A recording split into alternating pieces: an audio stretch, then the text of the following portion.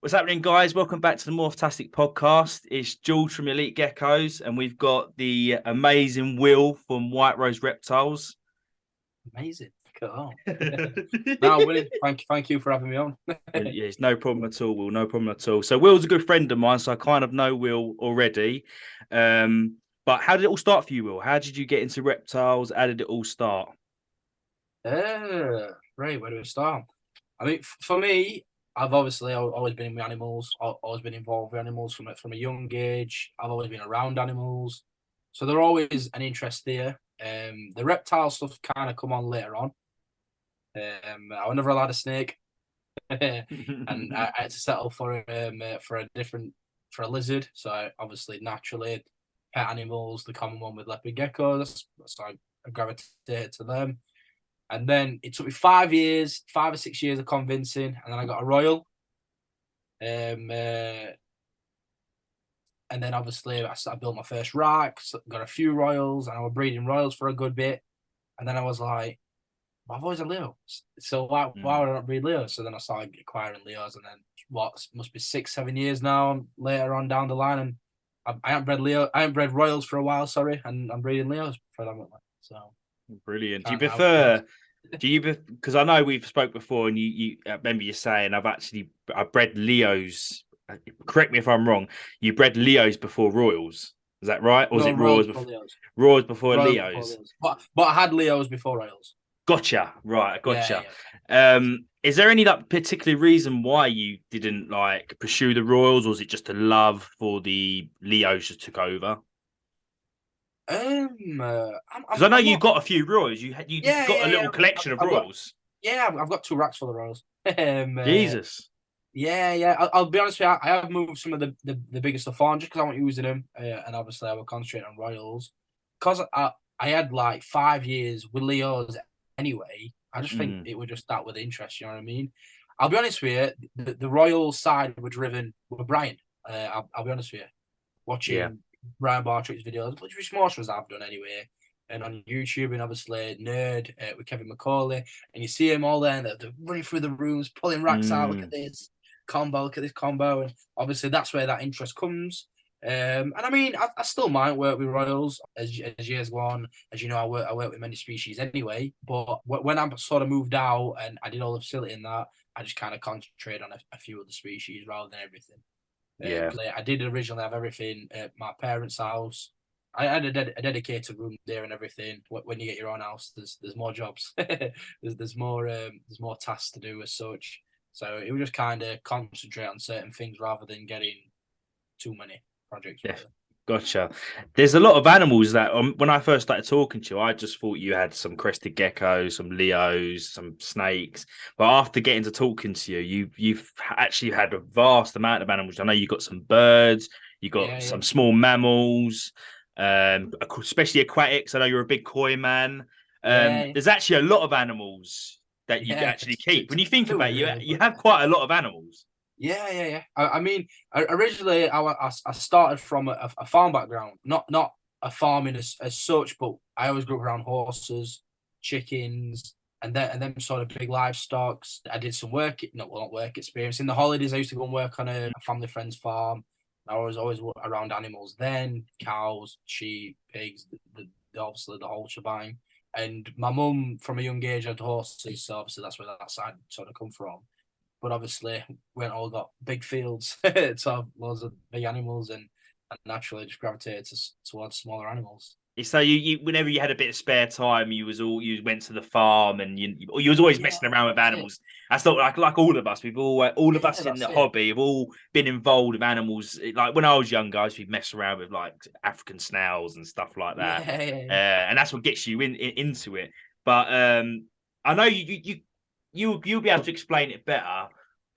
You sort of went to. I know you studied in college with animals. I think you said it was animal behavior.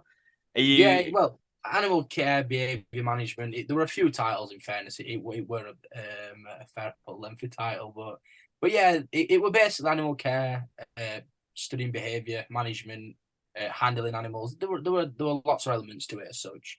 I'll be honest with you. When I went, it was the last good year. Unfortunately, they had to get rid of a load of exotics. I don't know if it were funding reasons or whatever, but they had to move a lot of exotics on. But when I was there, we were messing with raccoons and genets, big lizards, obviously tegus and monitors and stuff, skunks, mara, loads of different species, and it was fun as well as obviously your corn snakes, blue tongues, your meerkats, there were all sorts, and it was good because obviously that's not something everyone can have. It's not what you want. You don't walk to everyday pet shops and get them sort of animals. Mm. So it's good. I mean, I'm sure you know. I forgot his name. The previous guy that worked at the zoo. Oh, Lee, Viddy Yeah, Lee. Pets. Yeah, Yeah. As I'm sure he'll know, it's quite hard to get into a zoo to work with animals. So it's good to be able to go and do a course where you're working with them because you learn new things. You can study animal behavior and nutrition and everything. So it's good. It's an eye opener, basically. definitely. Would you say doing that? Have you bought stuff from doing that into what you do now? Like, did that make your like eyes open up a little bit more to animals? Like, I can imagine dealing with raccoons and that, and obviously you understand their behaviors, you'll be able to tell when one's annoyed and stuff like that. Yeah. Would you say you've brought that into what you do today? If that makes any sense, have you took anything from college that you would say you do? I implement in? Yeah, Exactly. Yeah. No, I get you. Note that I could put dead set on. Yeah. There definitely will be. There'll be something I've took with me, techniques and stuff like that. Because obviously you work, and which is always good to work along people that have got way more experience because you just pick stuff up. And a lot of the people that work there, they've been working with animals 20, 30 years plus. Yeah. So there are obviously elements you picked up off them, and you got better, and you obviously did a lot better. But yeah, nothing I could dead set. Like I took that, I learned that there, but there will definitely be something I gained from it. Yeah, it's more like an experience, would you That's say? it. Yeah.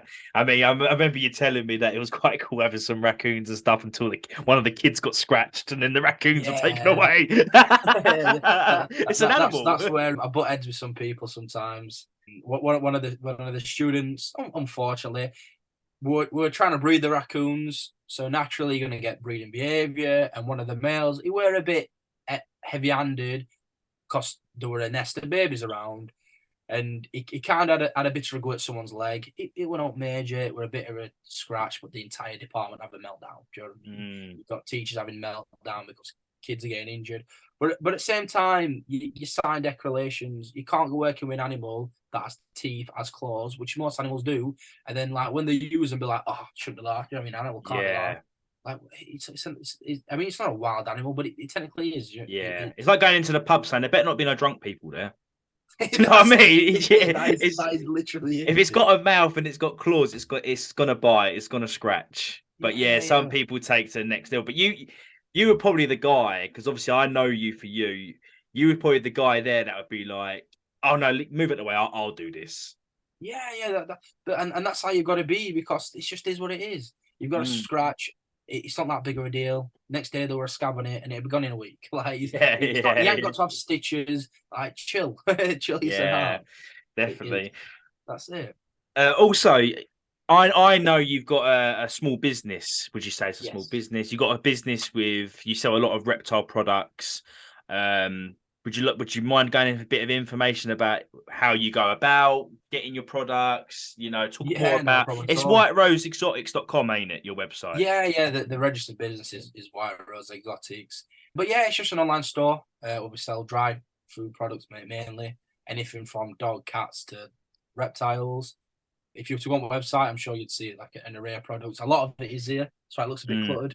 I'm doing some work under the units at the minute to fit some more sockets, so everything's kind of been pushed up to the top. There's obviously some more there behind me, and there's some that's at this side of the computer which you can't see. But obviously, there's a room full of products. Yeah. Lots of, like, say, rabbit, guinea pig. There's all sorts in there. We'll have to do a discount. We'll have to do a 20% discount for everyone that views it. So you hear everyone, you're hearing that, the 20%. I'll let you pick the code. Any word. Put like Morphtastic 20. Morphtastic 20 or Morphtastic Will 20. Right, there we go. All lowercase, and I'll put it on the website. And if people go on the website and put that in, they'll get 20% off their order.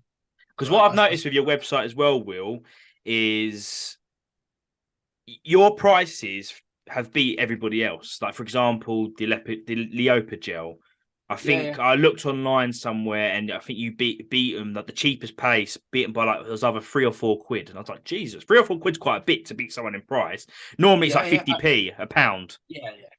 Well, I mean, I'll be honest with you. I bought a lot of it in, which obviously helps. But I think it's a bit too dear anyway. I think the 9.99 RRP for the sachet of food, I think that is a bit much, Mm, personally, because obviously the sachets inside aren't that whole big. Don't get me wrong, it's good food, and we will, like I said, we'll have to touch on a bit of prepared food further down the line, and it is good stuff. But I do think the retail price is a bit high for what it is, personally. yeah. Well, funny enough, you say that. With a person that deals with a lot of products and stuff, could you give us a bit of information about prepared food? Because I can only imagine, and I've had to explain to a few people myself with the Leopard gel. You get people on groups that say it's full of chemicals, don't feed it to your Leo, X, Y, and Z. I always say I wouldn't use it as an everyday feed, and I don't think it's No, not at designed all. to be used as an everyday feed. Not at all. Um, but yeah, it'd be nice to hear your thoughts on it. Give us some information on the prepared food. Yeah, yeah. I mean, firstly, in my opinion, I don't think there's a complete food. Mm, I would say there's dogs and cats are pretty much not far off, but how many years of research have they done? And now everyone's been mad on raw food. So hmm it swings and roundabouts. I mean, out of any animal, you'd have thought dog and cats possibly have the most scientific research as such, most stuff that's been put into it to like study of nutrition and dietary and stuff like that for the obviously animals. But again, even after all that, there's all the top brands, there's still disagreements. So mm. I would argue, especially with a food such as a reptile food that's had very little done, or like any sort of not rare as such, but an uncommon animal that where there's not big brands fighting to be that one, where there's little competition. I would argue there is probably not as much done in terms of scientific research as what most food products have. hmm But yeah, just going back to it, I would argue there's no such thing as a complete diet. Nobody can really truly ever get it perfect. Even like with us as humans, look at how many different people argue. And one big thing I always said to people is look at the British Heart Foundation that was pushing you can't eat cholesterol, so you need to eat foods low in cholesterol. And now the study's coming out, and it's the British Heart Foundation that's doing it. I've said, hold on, your heart doesn't actually work correctly without cholesterol, so you do actually need Mm. cholesterol. Not lots, obviously. And it's the thing, everything's moderation. You shouldn't have too much, but it's like they can't even get humans right, and we can talk about his feelings and what we do, and we can talk about these things, and obviously we can run studies on ourselves and stuff, and they can't even get that 100%. So this gecko that's in New Caledonia that's eating a powdered food that's had like that was nearly extinct in the wild how many years ago? Yeah, Like yeah. what's the chances of that food being 100% dead set? It probably isn't. And it's near as damn it. Don't get me wrong. I'm not here to talk ill of the foods. That they're as near as damn it. But I do think strongly with most prepared foods, vary it. Do you know what I mean? Yeah, yeah, Don't just feed Rapashi as such. Don't just feed Pangea. Feed fresh fruits as well. Because and so many people, especially with crested geckos, so many people miss out on fresh fruits because they're just not as talked about or just not as optimal.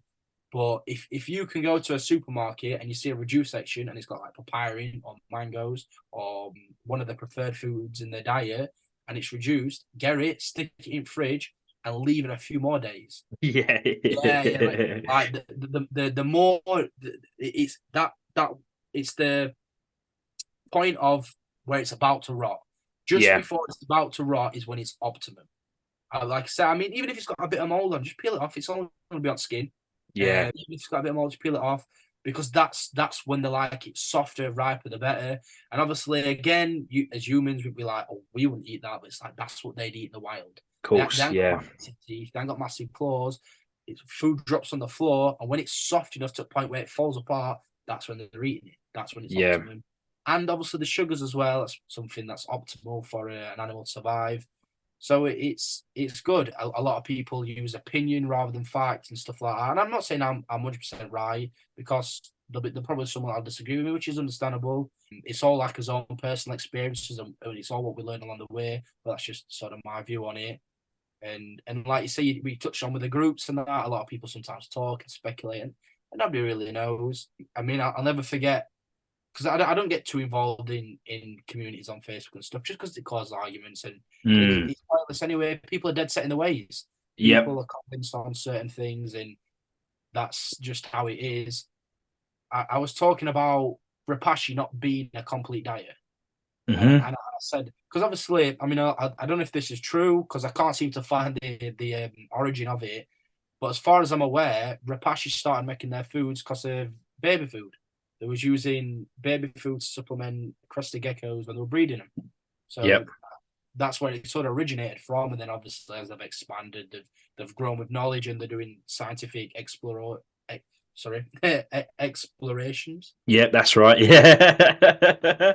I knew it were a big word. I'm not good with big words. But expedition, no, it's expeditions, isn't it? They're doing expeditions to obviously study the natural environment and study the animals. And a guy was like, "Oh yeah, they've been studying the stomach content of wild crested." It's like, well, yeah, well, that's what it ate that day. Do you Yeah, know what I mean? exactly. Yeah. It, Or it might it, be a seasonal thing. There might be yeah, like it might be a type of season where there's not many bugs and they eat predominantly more fruit.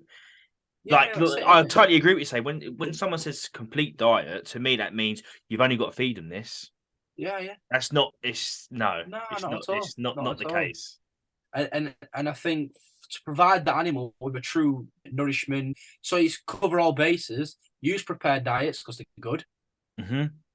Use fresh fruit because it's natural. Use live insects because it's natural and they love them. And try and cover all areas, and then you tend to not get things wrong, or you tend to do a bit better than what you can do.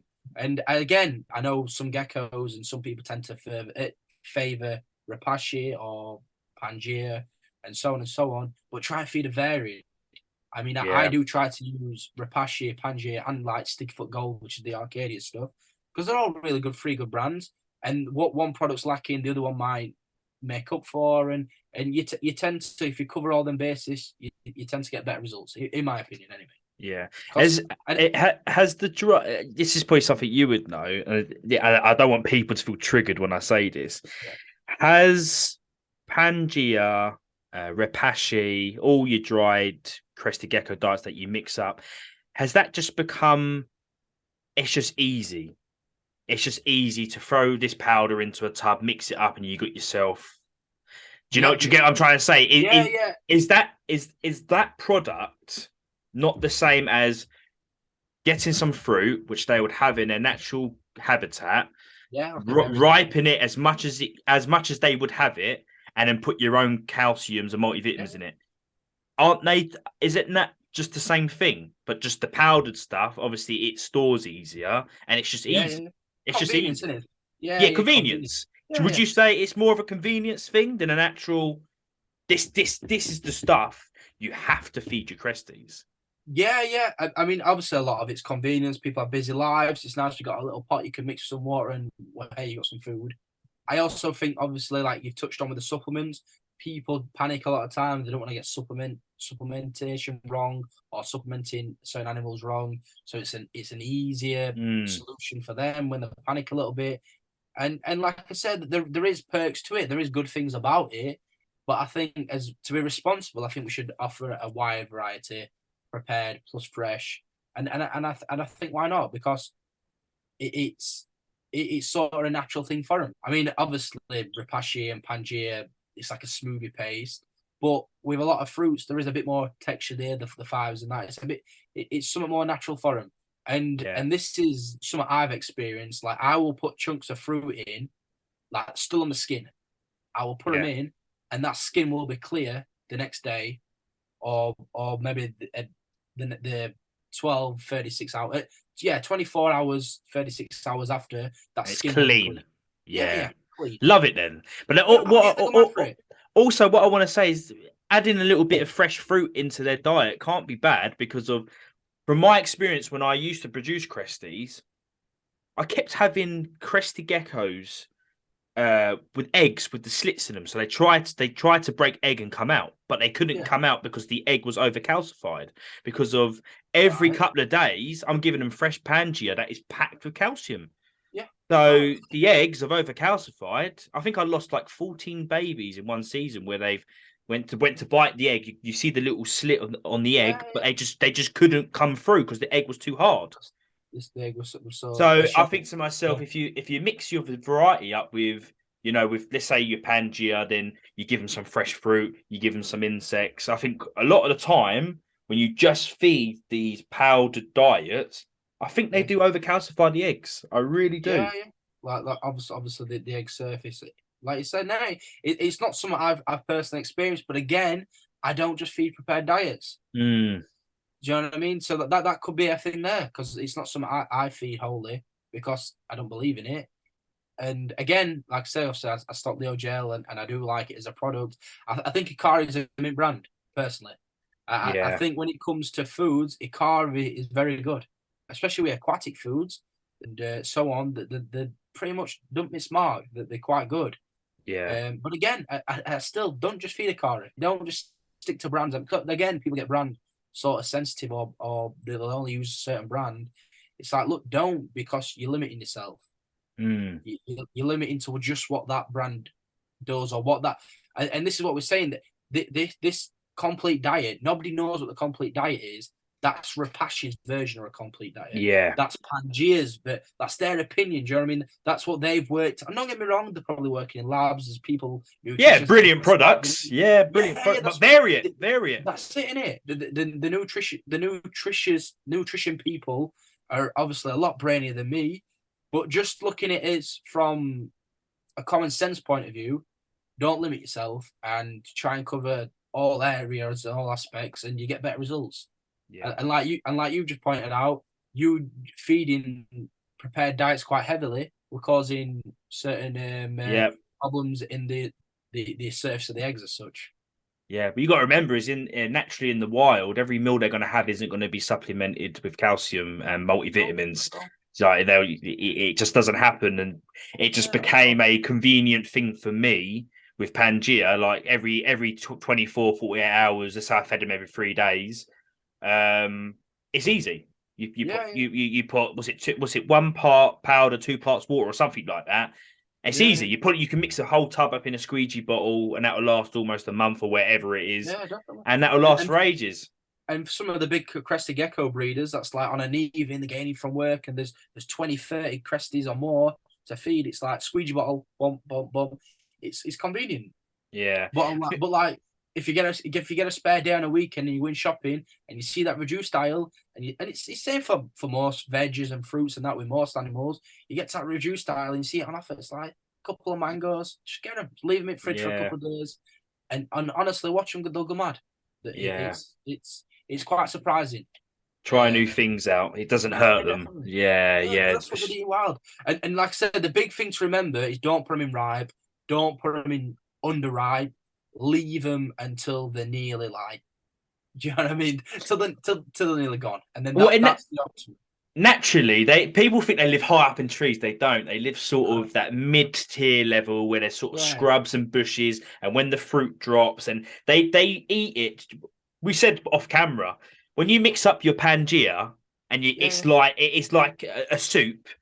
yeah, The fruit they're eating, you could literally mush it up in your hands. It'll go definitely. more into liquid than anything You want to else, get that skin, and it just wants to and rip off. pulls off. Yeah, That's it. Because cresses aren't in a tree pulling fruits off the tree, peeling them. It doesn't happen. Do you know what I mean? yeah, They, they, they, yeah. they're not An capable of that. orange.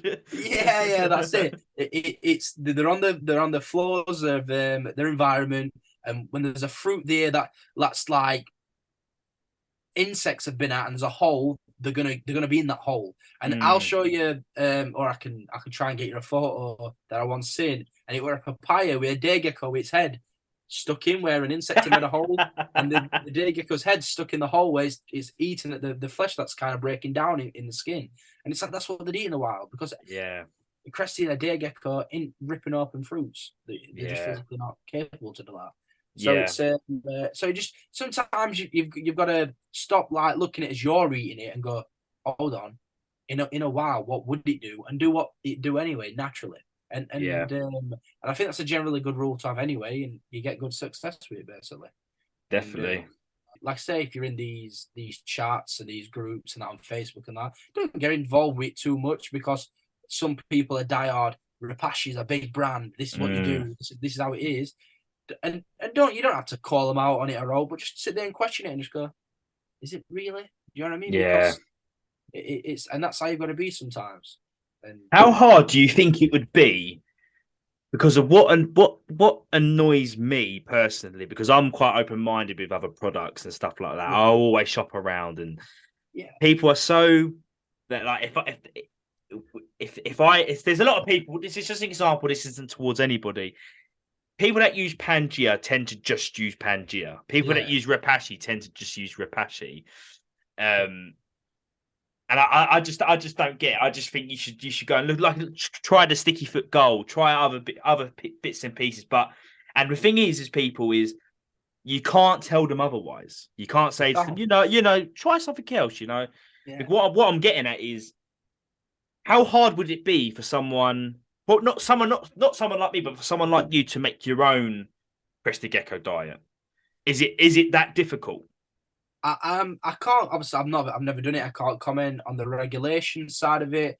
I was talking oh not talking sorry, I was once in a talk of a guy that was big on foods as such. And don't Hmm. get me wrong, it was angled more to koi food, but he said something that's always stuck in my mind of with dog food, as long as it doesn't kill the dog within I don't know if it were something stupid like 6 weeks or 6 months, you're allowed to sell it publicly. Right.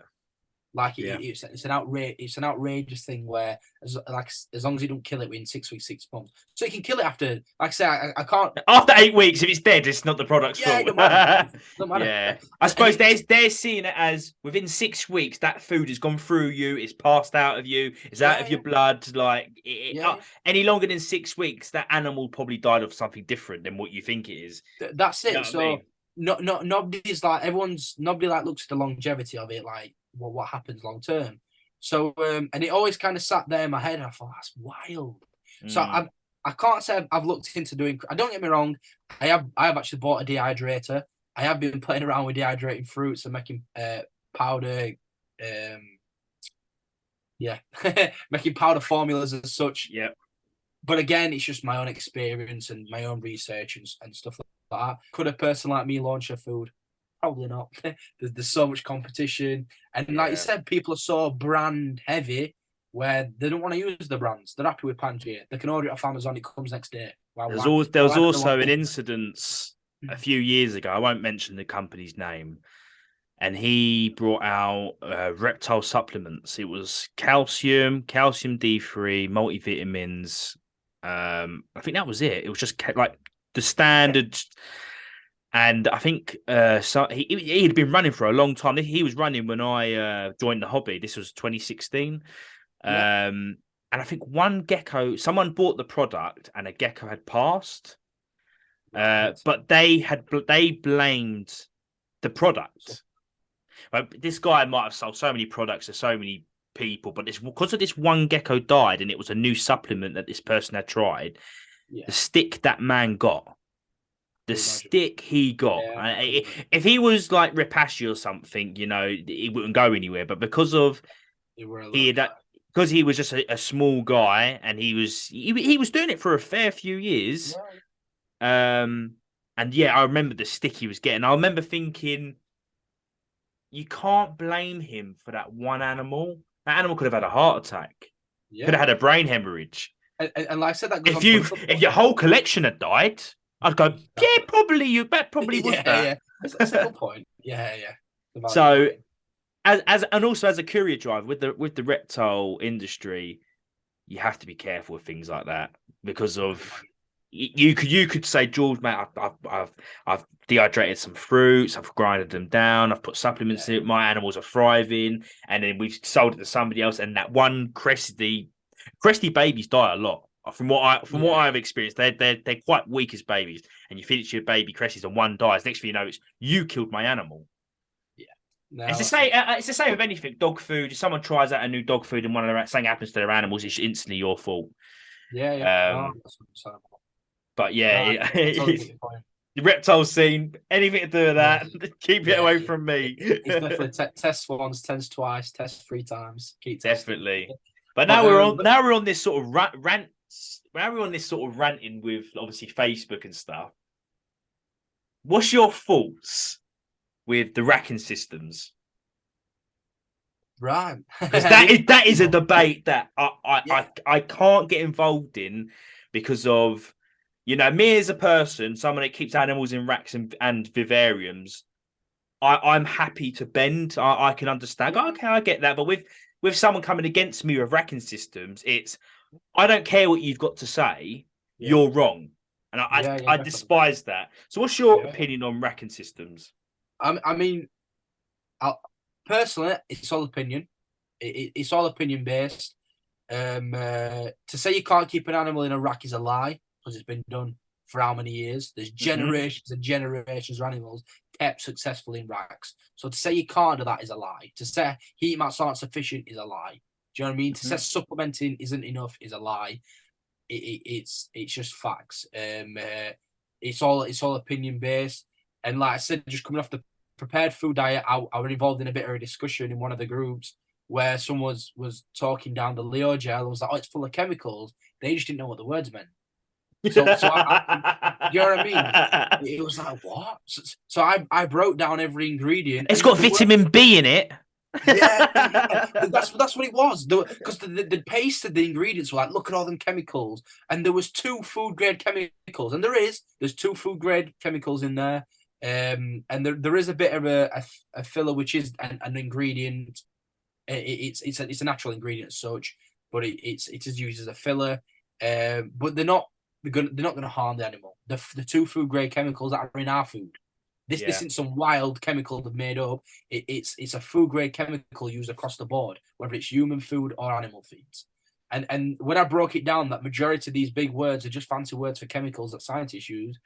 So not for chemicals, sorry, for vitamins that minerals that scientists use. They're a bit like, and just remove the comment.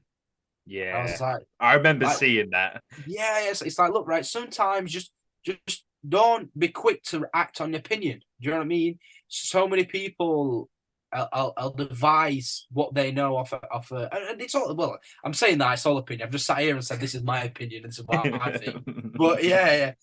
But so many people, I'll build their opinion off without knowing the facts as such, and without knowing both sides, or even trying both sides. Like if someone come to me and said, "Oh, I bought some Leo gel. I've used it for this, and I found emails. Why did I say emails? But yeah, I found Leo's were declining in health, so like they were losing weight, and they weren't reproducing, and they weren't doing this. I'd respect that. I go, fair enough. You've tried it. You've had negative, and that's understandable. Thank you for letting me know, because I like to know these things. Because obviously, I use Leo gel myself.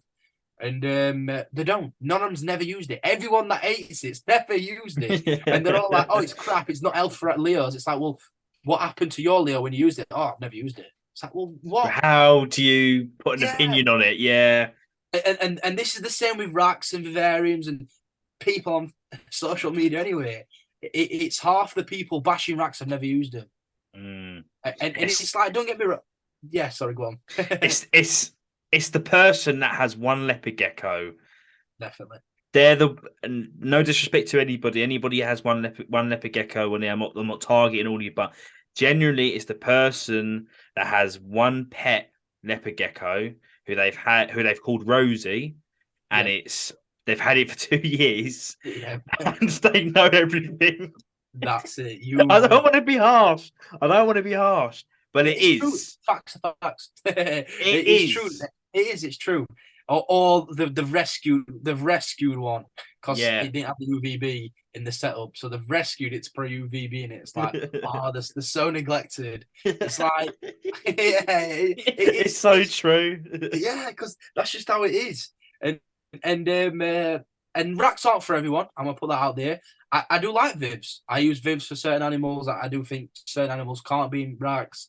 And I do like the obviously the look of Vivs, and they look well. And if you've got a pet, why would you not want it in a Viv? Do you know what I mean? Yeah, If you've got a 100%. pet in your living room and you got this 3 foot Viv, all full of foliage and full of hides and stuff like that, why would you not want that rather than a rack?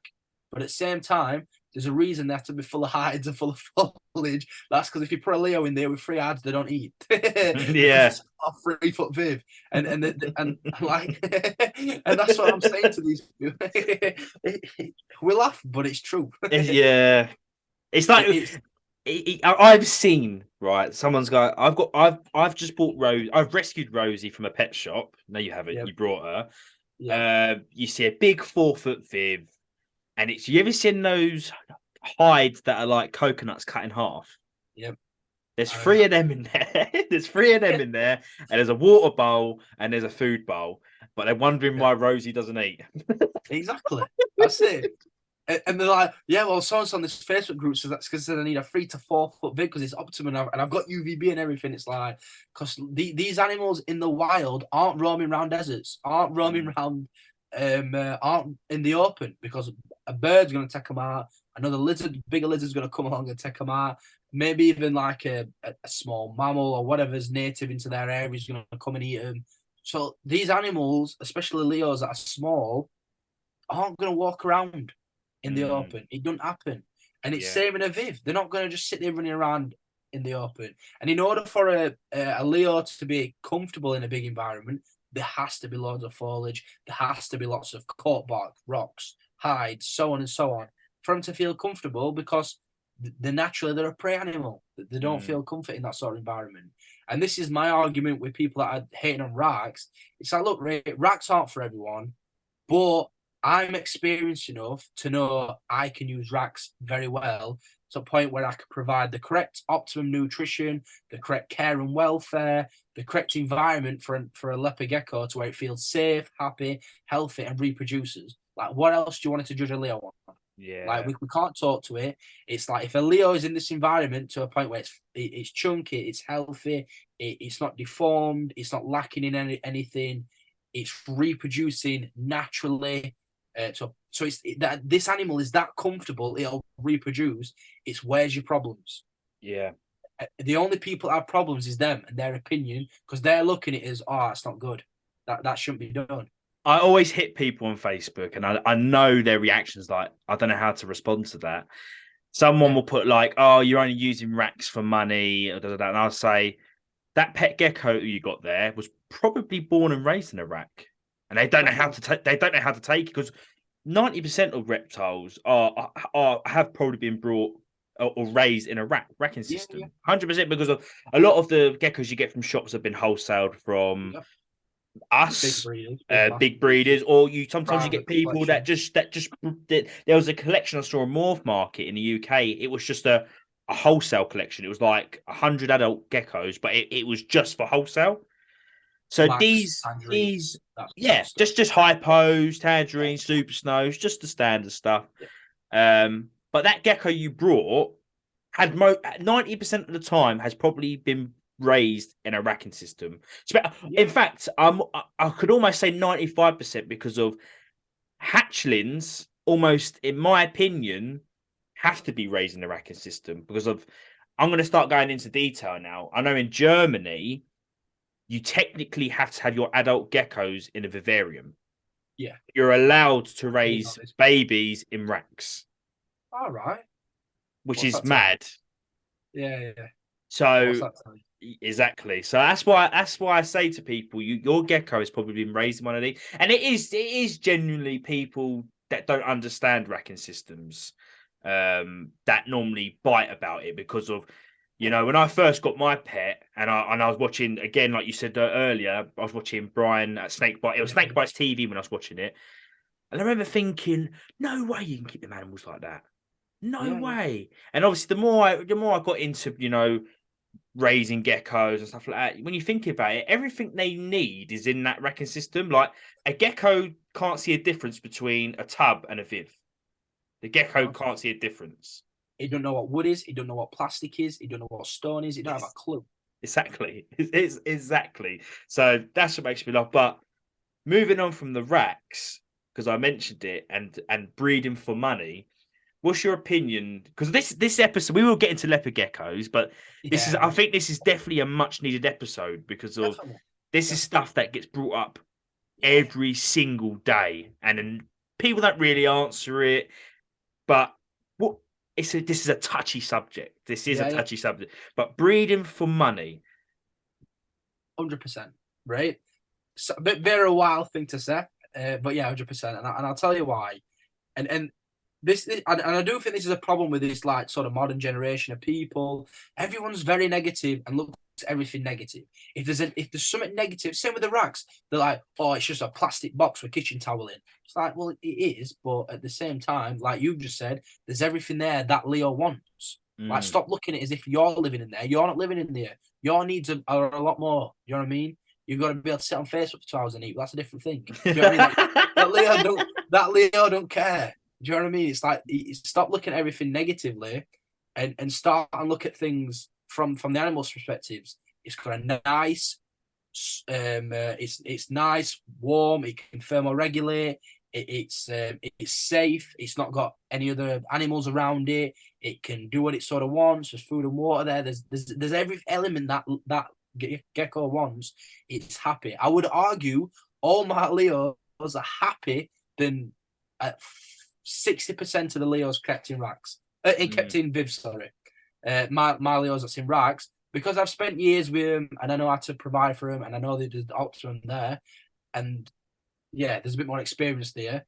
I would argue that they are happier than 60% of the Leos in Vivs, where someone's in a busy household. There's a dog running up and down. There's a kid running up and down. There's people running up and down past it every time, and a kid on glass tapping on glass. Like, that's not what a Leo wants. And like I said, although they look good, and why would you not have that in your living room? It's like, just because that looks good and that's your opinion, don't mean you have to take away from a rack and call a rack because it's plastic. So obviously we're going to the profit side of things, and again, a negative outlook. Or you just have all these racks so you can fit all these animals in a small area so you can exploit them. It's like there is an element of that to it. The exploiting things out the window for me. And this is a big thing that I will always say to people is I don't work with animals to make money out of them. I'm not here to exploit animals to make money so I can run off and move to Las Vegas when I'm 30. Like that's never going to happen. I enjoy working with these animals. I get a kick out of breeding. I like working with lines. I work with these animals and breed them because that's what I enjoy. I love opening incubator up and you hatching geckos and they turn out some way you didn't think they were going to be. Like you predict obviously certain things, you're like, well, I didn't expect that to happen, or that's better than I expected. Or you're 2 or 3 years in, you look at the way it started to the gecko now, and you're like, wow, look at that progress I've done. That's where you get the enjoyment, working with lines, working with new lines, progressing lines. That's what I enjoy. I enjoy breeding animals. I enjoy working with animals. But life doesn't help. It's not free. As electric bills aren't free, as feed bills aren't free, as time's not free. We've got rent or mortgages to pay. We've got to eat. Do you know what I mean? You've got his own families and stuff like that. It's you can't just I can't just like for me. I mean, I've got a dedicated facility, so I'm lucky in that sense where I've got it's its own building. There's all facilities in there where the animals are, but I can't just lock myself in that room every day and that's it because there's bills to pay. I've got to go to work. There's stuff like that. So it's like, look, if I can earn some money with my time in these animals, if I can pay for some of my time with these animals, win-win. Like I'm earning a bit of money by doing something I enjoy. I'm able to spend my time with these animals, more of my time with these animals, because I've got a bit of money that's paying for the stuff that I don't have to work for. So, and this is why I said to people, it's like, look, I don't breed to make money. I make money so I can spend my time breeding. That's the big thing. Like, and like I said, I touch on people being negative, and everyone's trying to look at everything from a negative point of view. So that's not the case at all. like sit down with, because, and that's the thing. All these people that's calling us, whether it's the animal rights or whatever, none of them will sit down and talk to us. And this is what like sort of gets under my skin. It's I'm all for animal rights. I'm all for animal, um, obviously positivity and being on the side of animals. So don't attack me. Do you know what I mean? And Yeah. it puts me against animal rights people, because I'm like, you're attacking half of what I do anyway. Why would I want to associate myself with you? Why do I want to back you? Why do I want to encourage you when all you do is just throw shade and negativity on us because we breed animals and we get money? Do you Well, know what I mean? without us, crested geckos were borderline extinct. Yep. Axolotls were borderline extinct. Yep. They're actually crying out for people to breed. I can't pronounce the full name, but I know it's the Mexican alligator lizards, abornias. Yes, I know what you mean. They're Yep. they're they're almost extinct in the wild. Monkey tail Yeah. skinks. A lot of these animals, I don't want to say they're saying please everyone start getting them and breeding them, but Yeah. our work, what we do, really does help the animal, Yeah. but in the long run as well. And this is things that they don't pick up on. No, Obviously, not at animal all. welfare is involved, and obviously you got to care Yeah. for the animals. And some, for example, because we keep animals in racks, doesn't mean we keep them filthy or anything like that. They're treated Not at like all. any other gecko. I would argue my racks are cleaner than Viv's again, Yeah. because the kitchen rolls changed every time. I use veterinary disinfectants. Everything's spotless. If the hides start deteriorating, I bin them and get new hides. Like, it's spotless. Mm. Like, and I'm sure you're the same. Do you know what I mean? I'm glad you said that. It's a good point about they're not crying out to breeders, but I would argue private breeders have probably done more for species of animals than zoos. And Yeah. that's probably a wild statement, but it's probably true. If you look at like lots of animals that's been saved over the years, and you look at when they're re-establishing them, zoos have obviously played a part, but zoos have got to make money as well. They can't just put all their efforts into doing all this. They've got to pay staff. They've got to pay rates. They've Yeah. got to pay. They've got to look after the facilities. They've got to put new toilet blocks in. They've got to expand. They've got vet bills that are expensive. So zoos have to make money as well. They can't put all their time into conservation and stuff like that. So I would argue a lot of the species that's been saved over the years. I bet if you were to look at it statistically, I bet there's more private breeders' names there than what zoos are.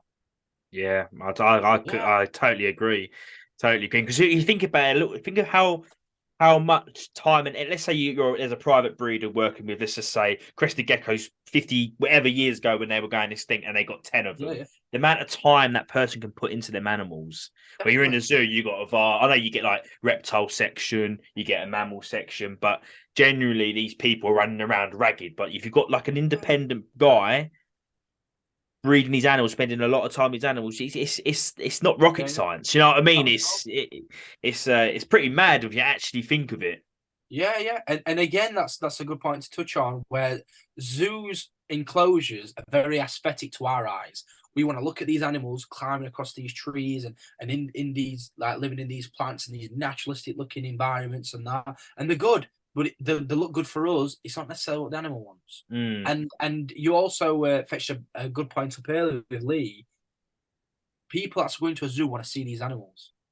Yeah, they have to be designed in a way that when you go to zoos are really good at what they do and everything, but they Yeah, have to earn money. They have definitely. to, let's say, if they say they have to put a lion to sleep, that's probably costing them a few £1,000s.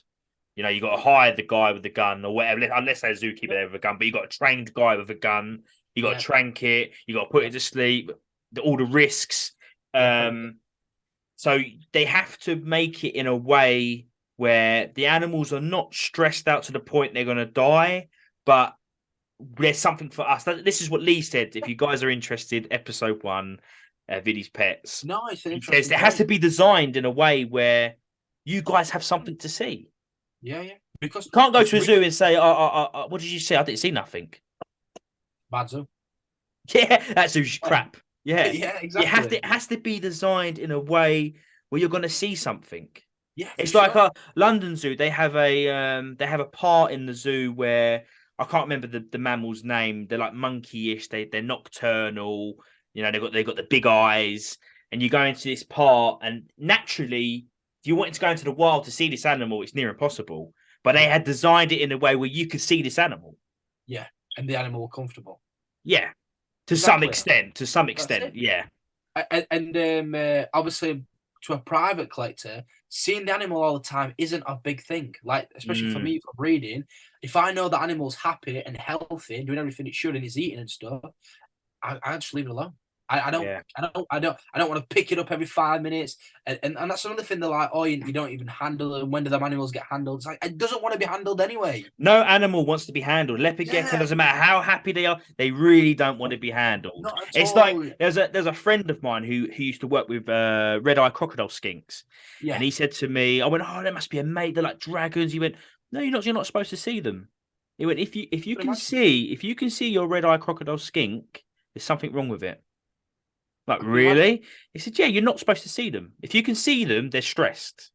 I can imagine. Yeah, They're a species that you're not supposed to see them. You're not actually supposed to see these animals. Like, yeah, you either set it up wrong in a way where you haven't got enough foliage. I know you're supposed to have fountains set up and loads of yeah. stuff for them. They are quite aquatic, I believe. But if you've got unless you've got one of them, one in the million that is just an openly active, that you get them one animals that Yeah, they don't care. But yeah, generally, if you can see your red eye crocodile skink, you're doing something it's not. wrong. Unless you can see it in a bush with its back, I understand that. But if it's sitting at the front, like a leopard gecko Yeah, yeah. would, Just it's laying out in the something open. it's something wrong. No, definitely. But these No, zoos, they have to do it in a way that they might put a cave in that's transparent and it's got all yeah, foliage in there. So just enough so you can see it. There's yeah, like, I went to a farm the other day and there was like a skunk set up. Like, you couldn't see this skunk, but I saw its tail. So yeah, as a kid, I saw a skunk. yeah. No, that's it. And that's how it is. And then that's sometimes what separates, obviously, like I says, zoos and obviously us as keepers, where we're not bothered if we see them or not. As long as we know they're Yeah, healthy and we can go in and check on them and they're eating and stuff like that. For us, the buzz is the breeding. Do you know what I mean? It's the reproducing. It's to know that animal is comfortable enough and healthy enough to where it's willingly reproducing. Because like we can't talk to these animals. We can't ask them questions. That's it. How else can you judge an animal's like comfort level or how well an animal's doing other than it's comfortably happy, healthy, and comfortable to breed? mm, Like what else do you want to prove? Like to sort of sell up, rate your opinion about racks and about certain techniques we use is wrong because the animal's telling you you're wrong, not yeah, us. Like, and then that's the thing, they're not willing to listen to us. It's like, look, right, if you put us to one side, right, forget about our opinions and money and everything like that. How that animal's behaving tells you how well that animal is in that environment. So yeah, so what's your negatives about it? yeah. And that's some of that. And I wish people just talk because it's not something like I want to argue about or anything like that. Like, you're an idiot, you know nothing. Because everyone starts somewhere, and some people are obviously led by certain social media people, and we sort of get. I think a breeders a lot of time get a lot of shit. It's Yeah, You took the words out of my mouth. As soon as that word breed is involved, yeah, you are, yeah, like you said, shit. we're malicious. There's not. There's so many people that have bought a dog, and it's always that breeder was a bad breeder. There's not actually a reason why they're a bad breeder, but Yeah, they're a bad breeder because when I got there, the water bowl was empty. Do you know what I mean? The bad yeah, breeders yeah. always get a bad name. That's it. Not that 5 minutes before a pup knocked it on and they were sat mopping it up. Is yeah, yeah, or you got there and the pup just had a wee in the. Yeah, Also, yeah. that place was filthy.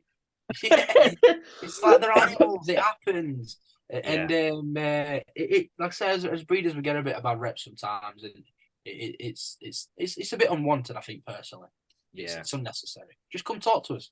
We'll definitely. answer questions. All right, I've got one more question I'm going to ask before we actually go on to talking about some of your leopard geckos. So there's been a huge, I wanted to touch base on this, whoever I was getting on in this next episode. So there's been a huge uproar on Facebook at the moment with Korean breeders, specifically Korean. Yeah, yeah, It's not like they've gone Asian breeders. It's just specifically Korean breeders And there's been a post on Facebook. I don't want to mention no names because I don't want anyone to say, oh, I didn't want you saying my name on there or whatever. Yeah, But there was a decent breeder who put a post out saying, look, there's been a bit of this, enough's enough, basically. yeah, And I know we spoke a bit about this off camera because I know you do a lot with koi. yeah, So I wanted to know what your thoughts with the whole breeding thing with Korea, because of basically this post was about, they're mass producing a lot of the yeah. structure and things like Which that we've get seen. thrown, but get thrown behind. Like you'll go on Facebook and you'll see someone post a tub with about 50 black knights in it, good black knights, jet black knights, but you can see they're generally stay quite small. You can Yeah, see little issues, little deformities.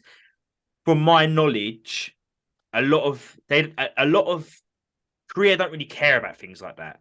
Their no, mindset is I want to produce black geckos in the masses. And I'm not talking, I want to say this again. This is my opinion. This isn't about every Korean breeder. There's many good Korean breeders out there. I'm yeah, yeah. pretty sure there's, again, the negatives overshine the positives. So it's probably like a few breeders that are bad, making everyone look bad. But this is just what I've seen. What's your view on that? And I know you've mentioned it with koi as well, which would be really nice for you to bring up. In Asia, deformities don't exist. And don't get me wrong, I say this is it's hard about generalizing, like people generalize breeders, and I'm asking people not to generalize. But I will say a large majority of Asia, deformities don't exist. Mm. And I can tell you this coming from multiple different aspects, whether it's aquatics, reptiles, so on.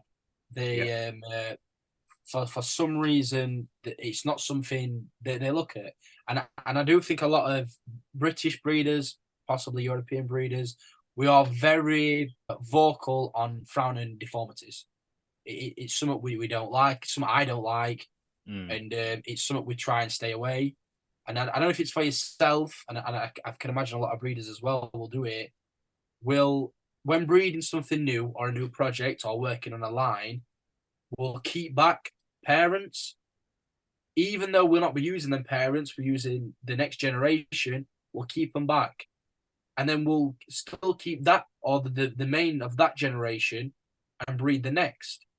Because when we find problems, we can go back and start Mm. again, cross new blood in to try and rectify them problems. Because Testing, stuff like that. yeah, Yeah. that's it. Because a lot of these animals are very incest and stuff like that, which can be done correctly if you're doing it right.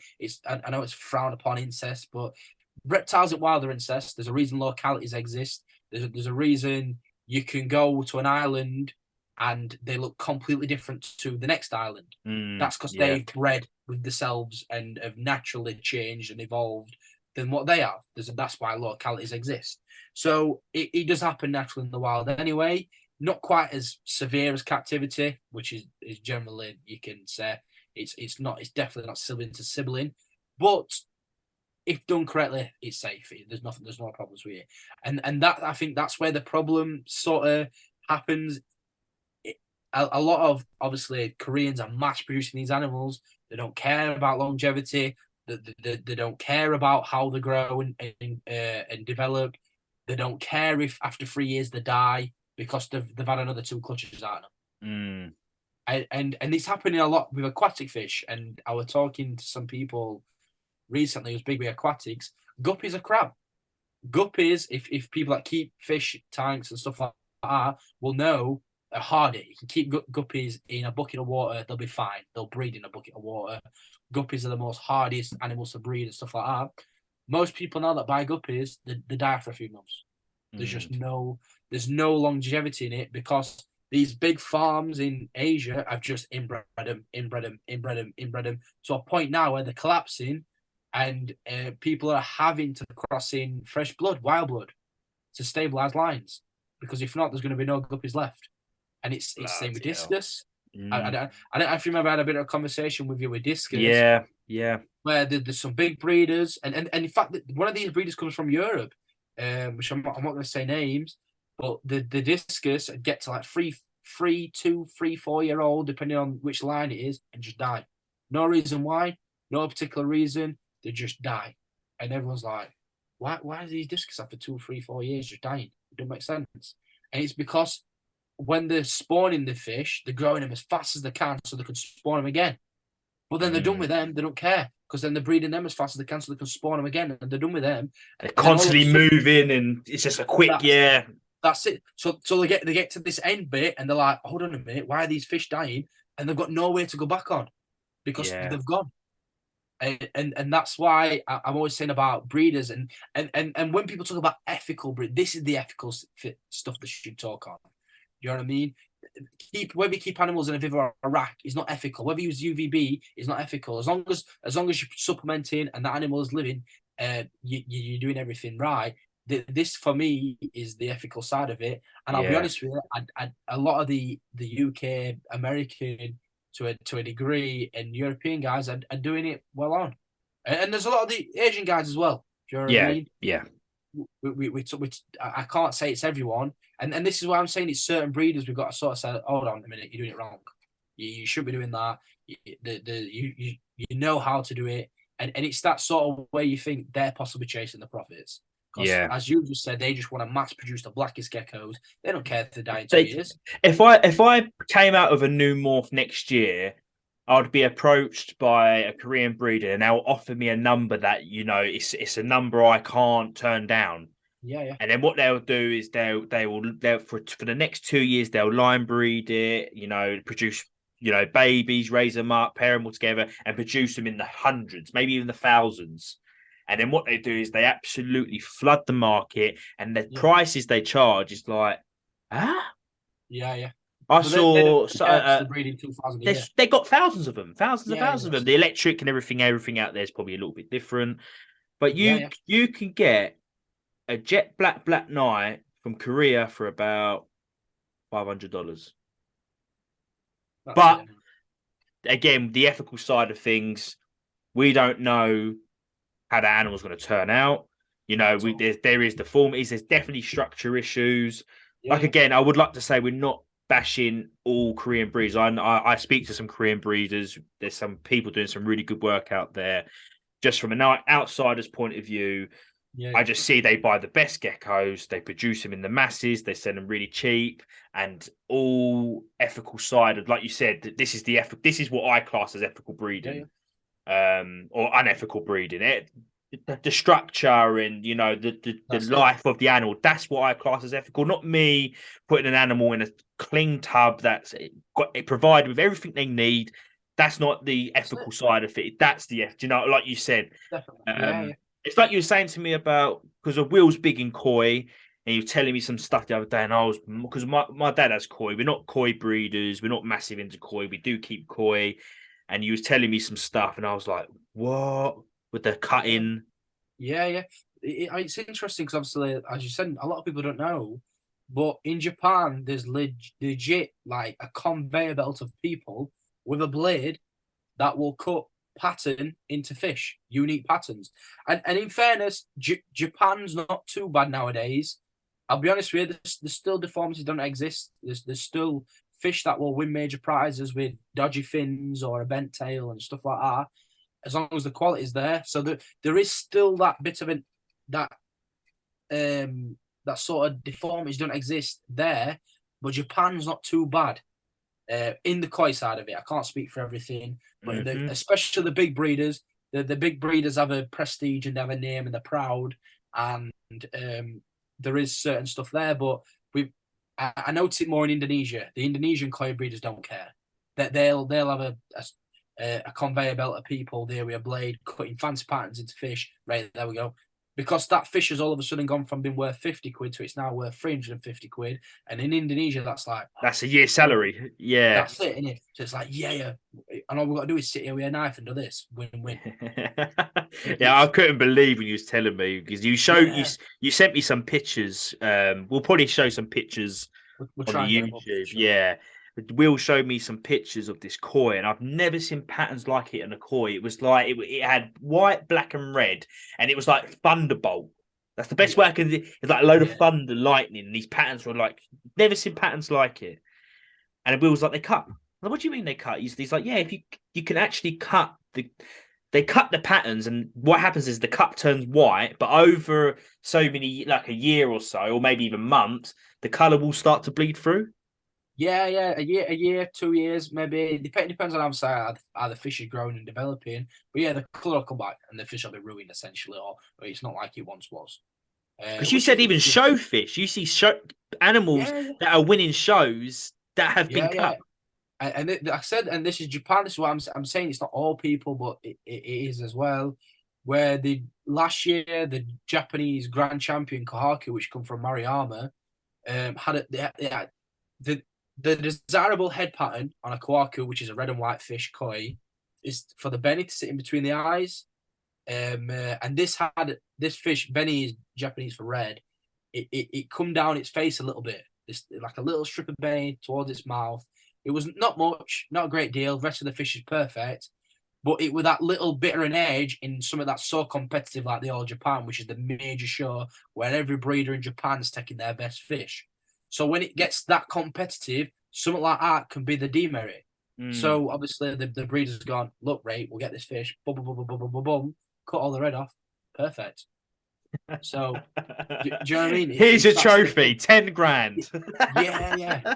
It's crazy, and obviously that fish is worth it's silly money nowadays, and obviously the breeders then bred it, so that's now a parent koi, and it's like all of a sudden all these fish out of that parent koi is out of an All Japan Show Grand Champion. These koi are now worth a premium, so Yeah. it swings and roundabouts, and I'll be honest with you. I think when it comes to a lot of the Asian side of things, if cutting is the worst thing to do, it's not so bad. There's a lot worse stuff. Yeah. And again, obviously I talk about koi now because I know a fair bit about it. But there's some of the UK guys that's buying fish from a certain breeder, and these fish again are getting to 2, 3, 4 year old and are getting tumors, and they're dying. Mm. And these aren't cheap fish. These are fish people are paying 4, 5, 6, 10 grand for, and then they get into that age and they're dying. They're going, hold on a minute, what's happening here? And then obviously Yeah. that breeder's getting a bit of backlash, and he's now having to start mixing wild type into it to strengthen the bloodlines because of these problems. So What's it's crazy, it works similar to geckos. yeah. You know what I mean? Like, Most animals, most yeah, it's all like line breeding. It's all the yeah, same. It is all the same. And it all sure. makes sense. It does. It's crazy. It's yeah. All animals, all genes work the same. Yeah, If there's an it's albino in an elephant, it works the same as an albino in a gecko. It's definitely. crazy. It's crazy. Yeah, Anyway, it's mad. Will, let's talk about leopard geckos. So and I know you've been producing geckos for some time, and you've been quite a quiet breeder. That's what I say. You've been locked away because you've never sort of mingled, or No, not at all. I've never really seen you over the Facebook groups. You've sort of kept yourself to yourself. So it'd be Yeah, quite nice to hear more about your project. So what are you working with leopard geckos? I know what you're working with leopard geckos.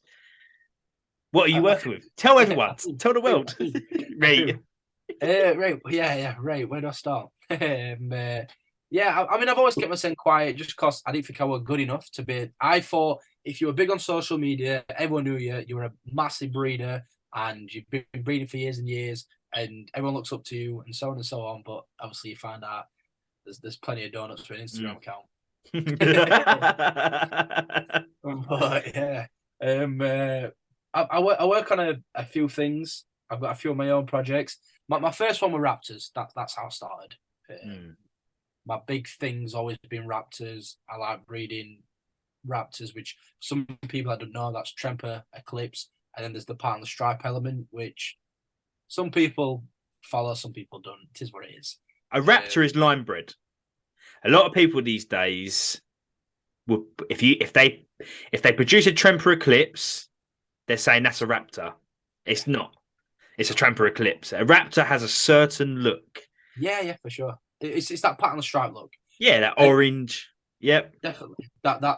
And a lot of people, it's hard for them to explain this patternless stripe, but I definitely can tell you what patternless stripe is in that sort of combination.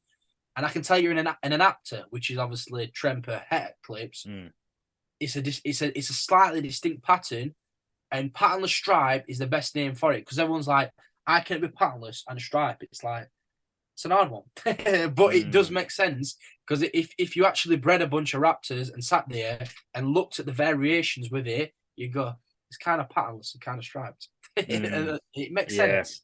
It does make sense.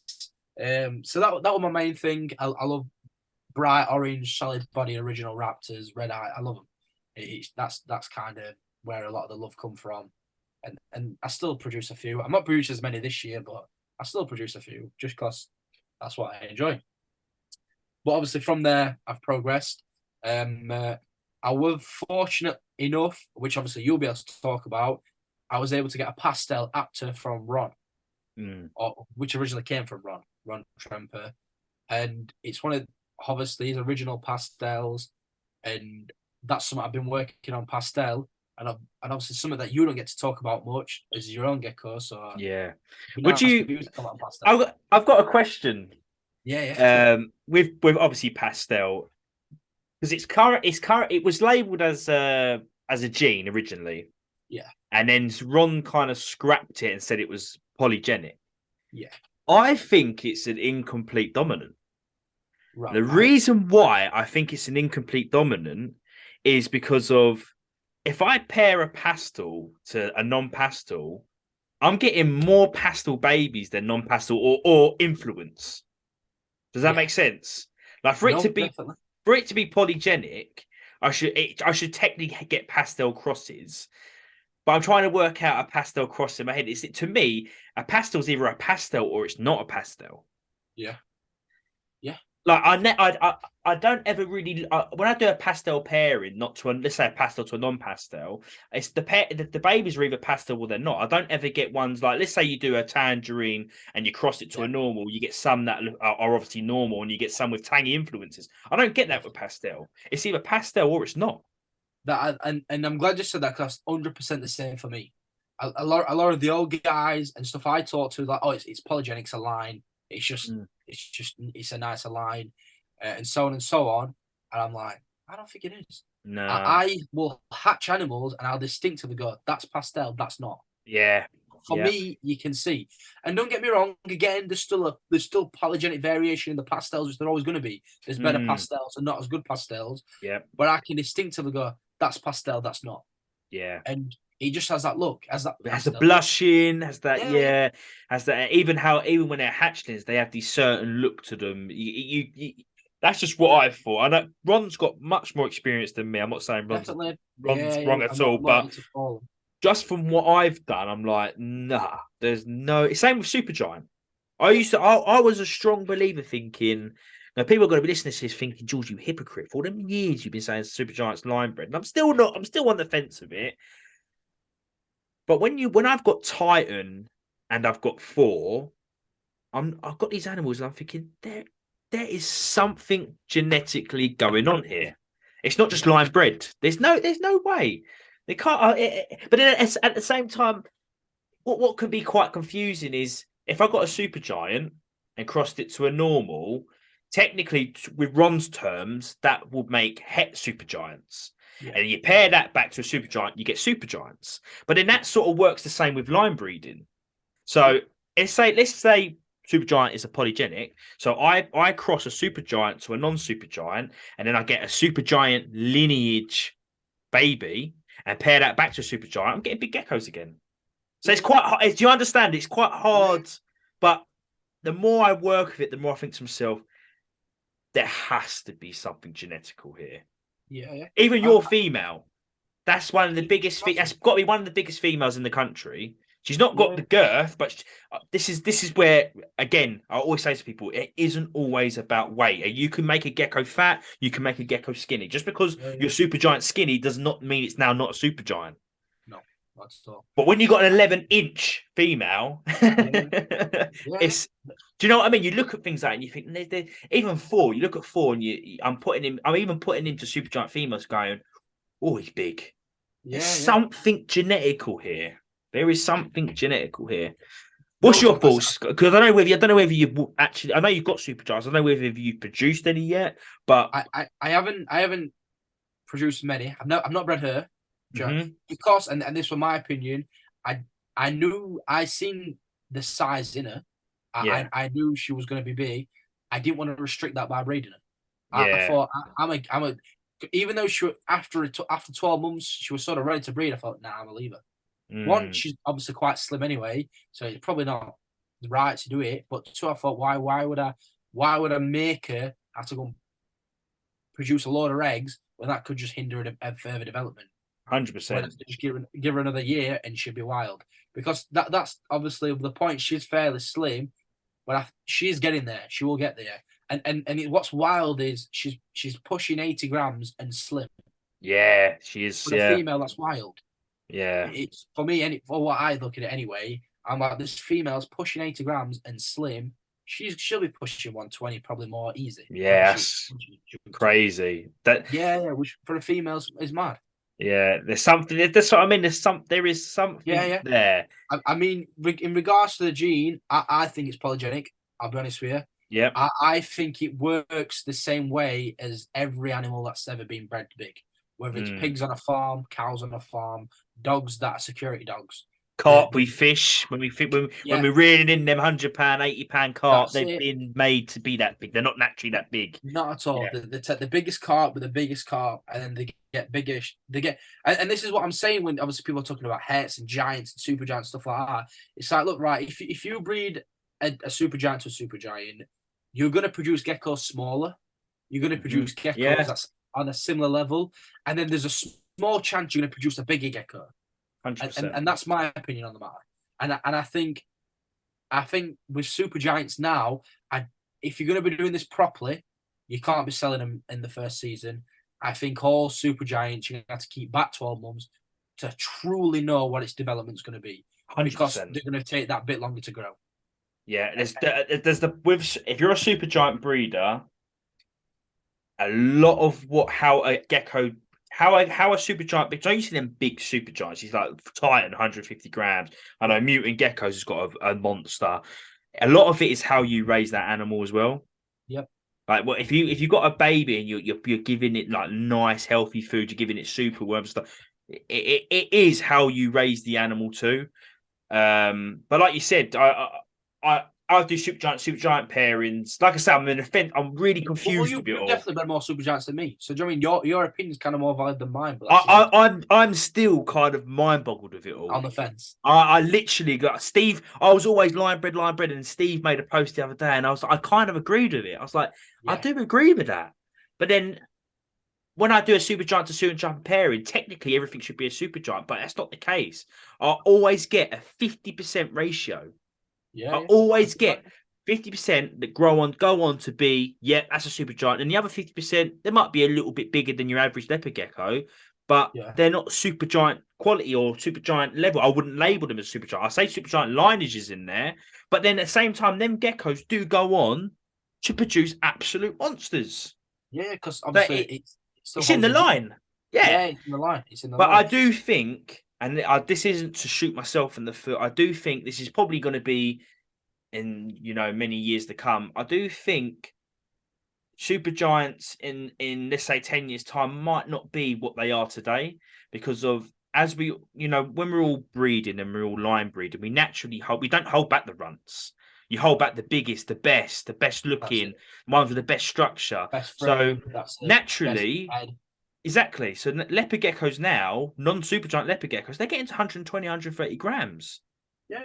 Like 10, 15 years ago, you'd be lucky to get a male to 60, 70 grams. So, like, as we're naturally keeping the bigger ones and stuff and line breeding, we're seeing these normal geckos getting big. But then, again, in 10 years' time, will super giants be a lot more bigger than what they are today now? I don't know. But just from line breeding, I'm seeing things just naturally getting bigger and bigger. I suppose everything's getting bigger. We're getting bigger. Yeah, and obviously that's where my argument comes from with not being a recessive as such, because to me that tells me there's an end goal, if that makes sense. Yeah. So like this dead sets a hair, this dead sets a visual super giant that's as big as they'll ever get, and I don't think that's the case. No. And as you comment, I mean, some of my big raptor males are like 100, 110 grams. Yeah. You know what I mean, and some people are saying that that's giant, super giant territory. It's like, no, there's no super giant line in here. It's just a big male. And I think over time, and don't get me wrong, that female, and this is where it comes into, it's not length and weight. That female's longer than him. Yeah, A yeah, super yeah, giant female. She's a lot longer than him. And something I've noticed is the torso, even as hatchlings, tends to be a bit longer than a normal hatchling. The yeah, tail tends to be a bit longer than a normal hatchling. There is bigger elements there. yeah. And I do think if obviously keep line breed and line breed and line breed, there will be a 200-gram Leo. Do you know, further down, Mm. there will be some big We're Leos. pretty close. We're pretty. Four That's it. is 189 grams. So Yeah, you that's know, we're not that uh, far away anyway. and to obviously I wouldn't do this, but if I plowed him with waxworms and dubia roaches and everything, I could probably push him to 200 grams, but he wouldn't Yeah, yeah. look great. No, But it'd be far. yeah, 189 grams is sort of that's when he's in the leopard gecko book. I think it's 189, it might be 186. Yeah. So to think that 14 grams, then you got yourself a 200-gram Leo, that is definitely achievable. 100%. And me and Jay are going to do it. No, you're right. It'd be good to see. It'd be good to see. And obviously, as time goes on and you'll experience and stuff, you'll have a bit more of an opinion on the matter. But for me, I don't see it as recessive because that's for me you're putting markers of where it should be. Mm, And when you've got raptors with no supergiant lineage at all that are pushing 110, 120 grams, it's like it can't be. Do you know what I mean? yeah, Because these raptors have never been to supergiants, so how is that a gene if I've got big raptors anyway? yeah, yeah. That's my opinion on the matter. And obviously, I'm not talking down Steve at all. Fundamental more information experience than me. Crazy Mm, amounts. No, and do you know what I mean? It's not so much. And this is what I try to say to people. It's all opinion, and nobody's right, nobody's wrong. It's like that's his view, that's my view. I respect him as a breeder, and that's how it is. Do you know what I mean? yeah, I'm not going to bash him and say, "Oh, you're wrong," or "This is wrong." It's just that's how I think it is, and that's obviously your opinion, and that's the matter. yeah. That's what's cool about the hobby. We all differ. We all have varying opinions, and we all do his own thing. And it's cool when you see people progressing. That's what's good. Yeah. Yeah, that's why it's good doing these shows and stuff because you hear Yeah, different people. There'll be people that listen to this and think, "No, I think you're wrong," but there'll be people that listen to it and think, "Yeah, do you know what? I'm going to try that." Do you know what I mean? That's what it's all about. That is what it's all about. It'd be boring if we all done the same thing. yeah, exactly. And that's why I find it's fun because someone will say something. Sometimes I'll go, "I'll be right, there's something in Mm, there," and then I'll start playing around with some stuff, and I'll say out what results I get, and I'll go, that has done that. And maybe, do you know what I mean? And you pick up on things, and that's how you progress. Is in order for all breeders, because we can't do everything all at once. In order for breeders and the hobby to develop, we've got to listen to other people's thoughts, and you build your own opinion on that. Do you know what I mean? definitely. If you've got 10 breeders telling you one thing and you've got one breeder saying otherwise, you're probably more likely to go with the 10 breeders. So Yeah, it's yeah. just you've got to listen to everyone and sort of take it in yourself and do your own trial and error, and obviously build up your own experience and opinion from there, which is what I like about the hobby. 100%. I couldn't agree anymore. So for the YouTube viewers, because anyone that's what listens to us on Spotify, which is predominantly the most of you, Will has got some nice bits and pieces here, some leopard geckos. Yeah, He's going to want to show. So show some stuff. Well, I know you got a few, but I know you got. Like I said, I know Will. I've been speaking to Will pretty much every day for a year or so now. yeah. He's got a nice bandit project going on. He's got some like old school tangy looking stuff. You've got bits of everything to be fair.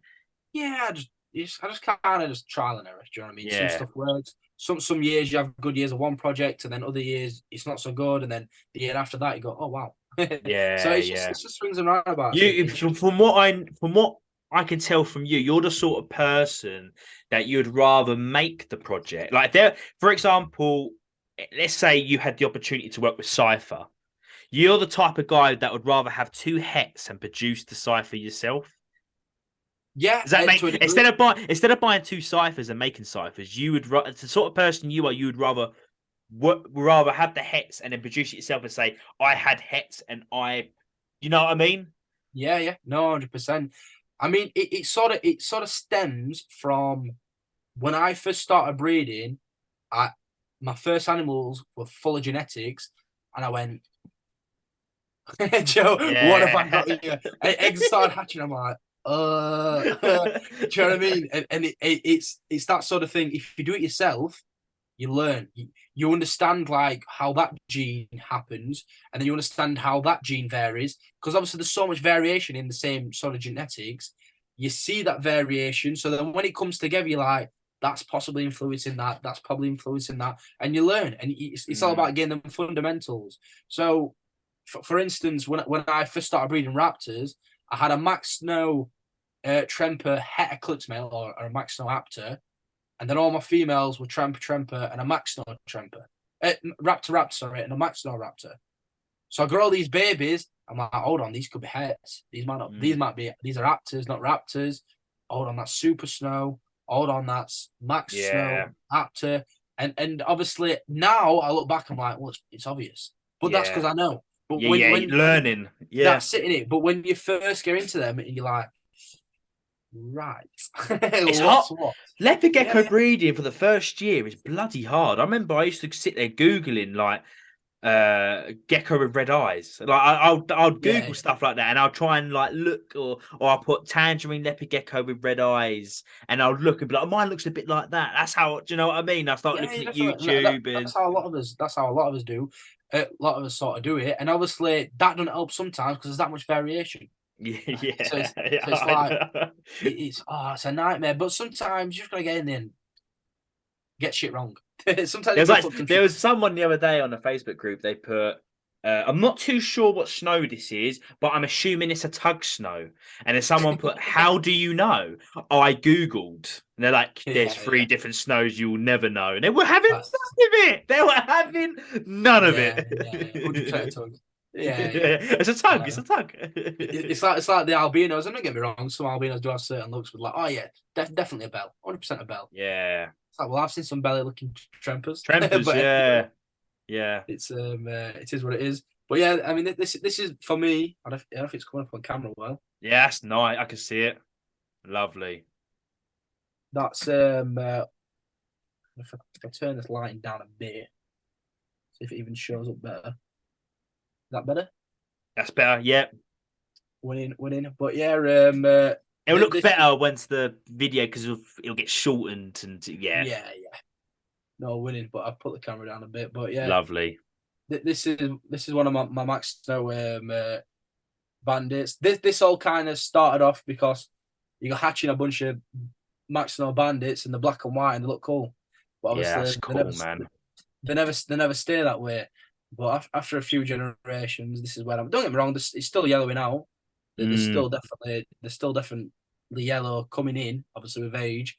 But out of all the ones I've ever bred, this is the one that's held back the yellow and has held the white. And even now, it's sort of finished where it's going to be.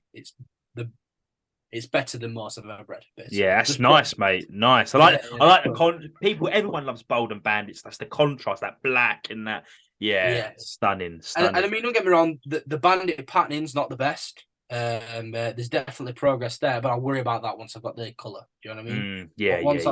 Once I've sort of got that white, black, or it might never happen, but I have got a big gecko that's going to be crossing into this to Parada White this year, which you've seen, but it's in quarantine at the minute, so I couldn't show it. Is that the white and beautiful animal? So hopefully, utilizing that white and yellow and the whiteness, I can get that over to the bandit stuff. We'll see. Again, it's all trial and error. I don't know what's going to happen. That's the fun of this, though. Yeah, for sure. It's the fun. It's the fun of this.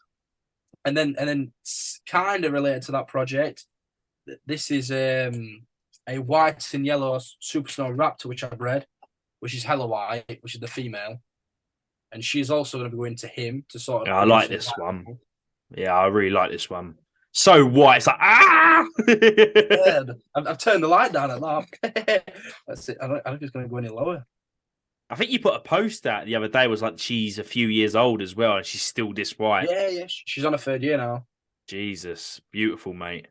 Stunning. Anyone that's watching this and looking at these animals, make sure you go to Will's Instagram. Obviously, give him a follow, but you will be able to see the animals better on his. That's stunning, mate. A clean white. Yeah, and obviously that's one of the major things I'm sort of going to with these animals, and a lot of the times I see them again, they yellow out. Yeah. They sort of get that age and they yellow out, and whether it's the white and yellow influence or what, but she's just never. She's always stopped white. So hopefully, you utilizing again that male, there should be some nice white and yellows from it. That's white. And then again, sticking on the raptor stuff. This is the female that came from J, which you've also seen, which is the pied one. Yeah, yeah, it is. So you can explain a little bit about your project with this one because I know you got an interesting project coming because it's got because I remember you sending me a picture like, oh look at this like pied raptor. And I was like, yeah, Yeah, that's nice. Like it was like yellow bodied with or like orangey yellow bodied, similar to that one because the camera ain't picking it up. That one has like a yeah, yellowish tone on it, and then it yeah, has like on the neck, the neck collar. It's sort of it's pied. You see, it's white. yeah. So is that your project with that? Is to try and make more of that and better pied? I'm loving none of That'd be a it. that's a sick project. Yeah, I mean, obviously, it's now I've got to where I want to be with Raptor. Where do I go? I can't just keep breeding Raptors because they've been bred for how many years? And Pied was always in my head. Like, could it be done? But what always put me off was because you always see Max Snow Pieds, and I want the yellow there. I want it to Mm, be yellow as such. So you obviously it's gonna take time, but the plan is to actually try and produce if Max Snow is the necessary ingredient for pied, obviously with Eclipse, then I'm gonna have to actually go the opposite way with Max Snow and sort of line breed some yellow ones or hmm. yellower ones and to try and keep some of that color there, and obviously along with the pied. But again, it's all takes time. It Roman built in a day. It might the project might not even happen. it might Yeah, fall. It it's might all come. it's all fun. You That's might have it. to go like the creamsicle way, where you see the mac and tangerine pairings, and they're never tangy, but they're coming out like orangish, like a creamy color, and it may be Yeah. going down that route. No, that's it. And obviously this is a Tremper Eclipse Super Snow white and yellow. Hmm. But if you're in person, you can definitely see the pied on the neck, the pied on the 100%. face, the pied through the tail. Yeah, Like it's in my eyes, it's just hard to photograph. It's 100% a pied. yeah, It's 100%. It's a pied raptor, white and yellow. Do you know what I mean? yeah. Obviously, universe I thing. really like that because when I went around Jay's and he went, "Oh, this one's going to Will," I was like, "Raw!" Like Will was saying the other day that he wanted to make some stuff like this, and we was, I was sort of saying I don't think it can be done, and then I Yeah, saw that and I was like, right, okay, well, ideal start for him. yeah, yeah. It might be. And I think it was somewhat accidental for Jay. It wasn't like a project he were doing. Yeah, yeah, Yeah, so it sort of just come out of a project. He was like, well, do you know what I mean? And he sent it me, and I was like, yeah, yeah, I'll buy that. Do you know what I mean? But yeah, next one, I guess.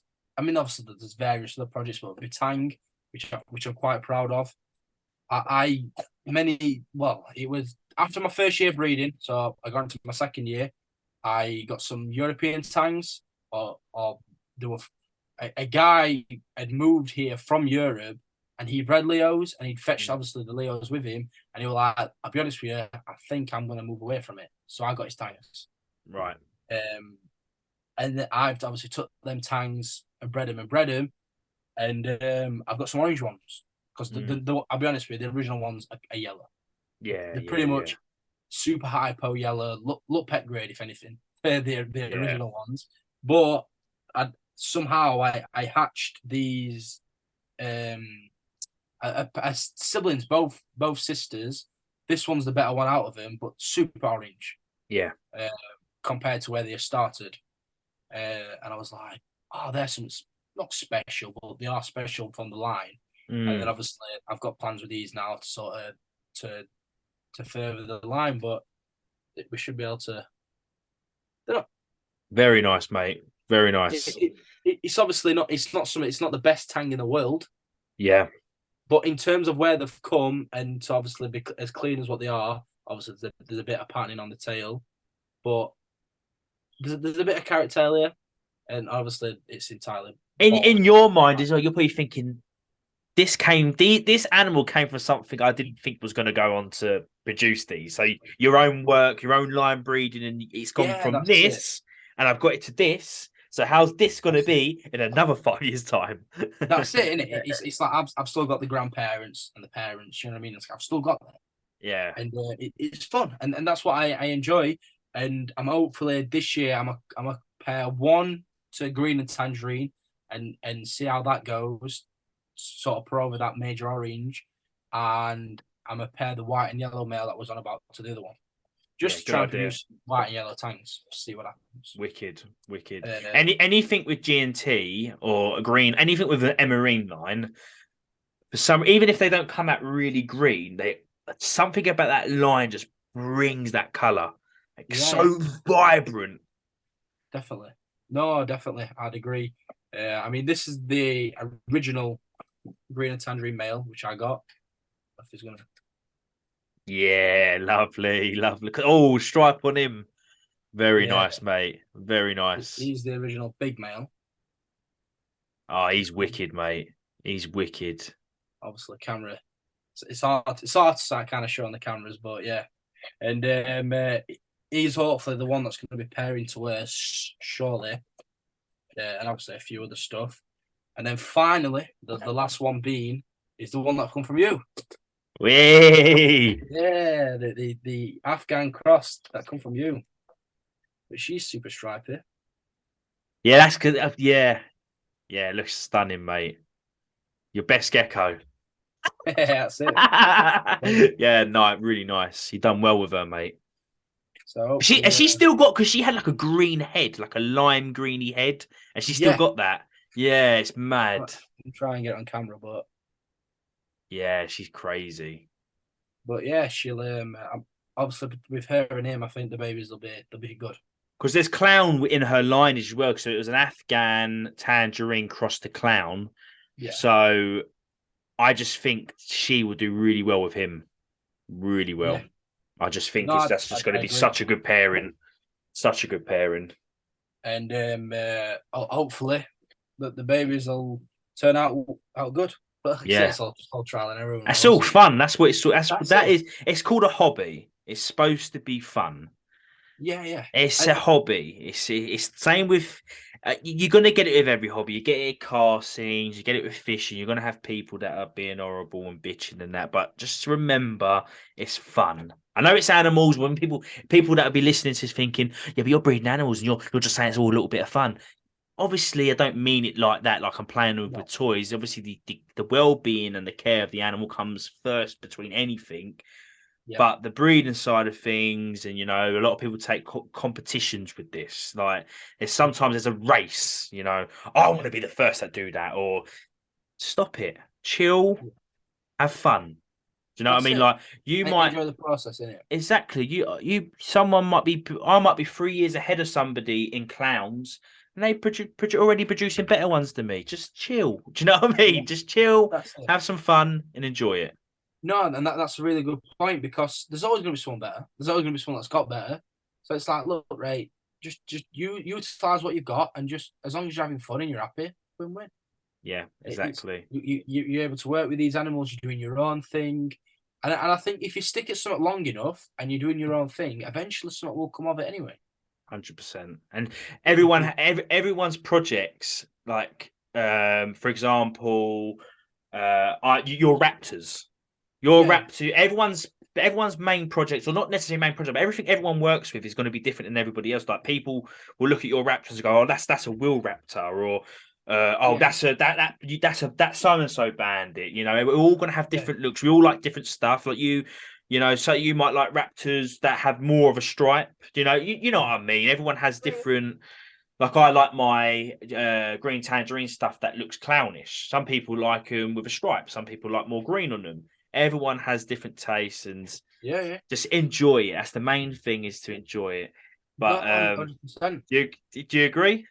Yeah, 100%. It's like I say, sometimes it's about the process. It's about it's sometimes stuff's going to go wrong, and this is why I always say to people, this is why money's not involved and it's pure enjoyment. because some days you wake up and your incubator's bugged and you've lost 50 eggs. Yeah. You know what I mean? And if I was looking at this from a profit point of view, fucking job, I'm going. See you later. Yeah, I'm going. Company's gone under. Do you know what I mean? Yeah. But I don't. I go, shit, best I'll make that happen again. Get a better incubator, learn from it. Next year, we'll try again. What's it matter? 100%, mate. Couldn't agree. And do you know what I mean? And like I said, that's what person happened to me. It just is what it is. Yeah. Shit happens. But anyway, Will, thank you so much for coming on. It's been a really good. I'm really enjoyed this episode. Is there anything you want to tell everybody? Where can people find you? What's your website? And don't forget the discount code. What are we? Morphtastic. Morphtastic Will. Just do Morphtastic Will. I'll pull it when I advertise this. I'll put it all on there so people can read it and copy and paste it. But more do Morphtastic Will, and you'll get a discount on Will's site. But I'll let Will do the rest of the talking. Well, obviously Instagram, WRReptiles. That's and Facebook. That's sort of where I started. That's where I post all the animal stuff, all the breeding stuff. That's where everything is. But yeah, there is White Rose Exotics, which also has its own social medias. That's the business side of things. That's where the website is. We're purely e-commerce. We don't have a shop. We obviously take online orders, ship out your products. We're not drop shipping.